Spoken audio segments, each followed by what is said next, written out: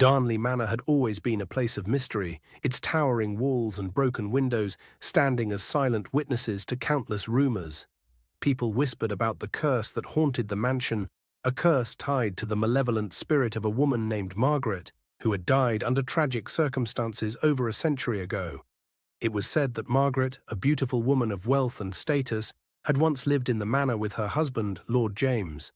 But their marriage was a storm of lies and betrayal. Margaret's jealous rage and heartbreak led her to take her own life on the night of the full moon. Her death was a scandal, but what followed was even worse: the mysterious disappearance of Lord James. His body was never found.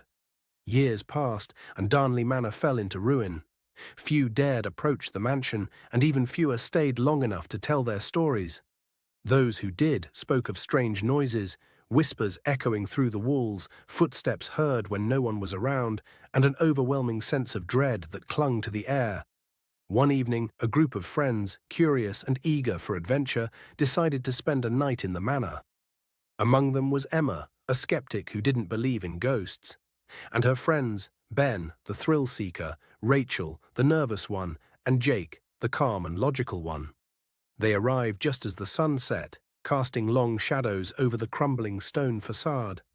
As they explored the mansion, the darkness began to settle in, and the eerie silence of the place seemed to grow heavier with each step. The rooms were cold, their once grand furniture now covered in dust. But it wasn't the decay that unsettled them, it was the feeling that they were not alone.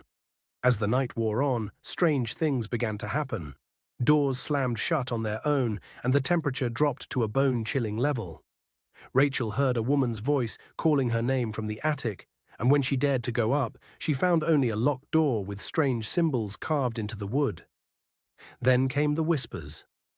At first it was just a faint sound in the distance, but soon they surrounded them. Voices filled the air, echoing from every corner, calling out for help, or perhaps seeking revenge. Emma tried to brush it off as the wind, but the others weren't so sure.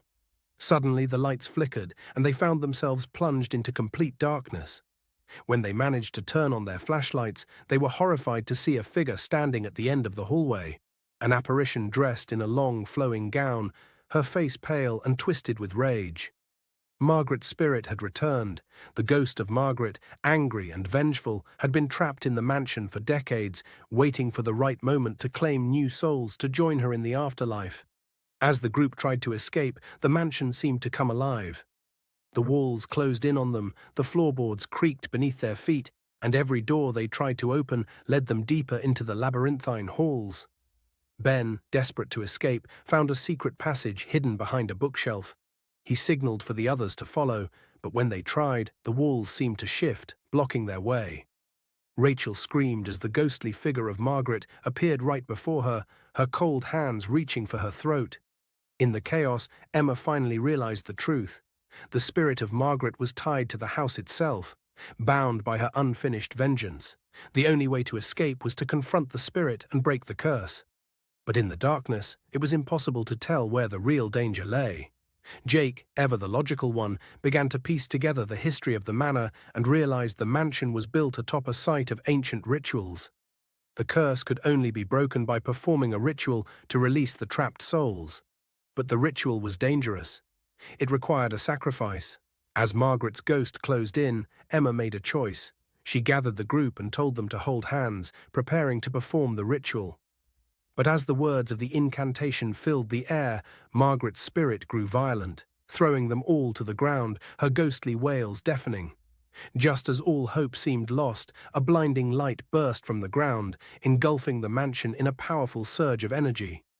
The curse was broken.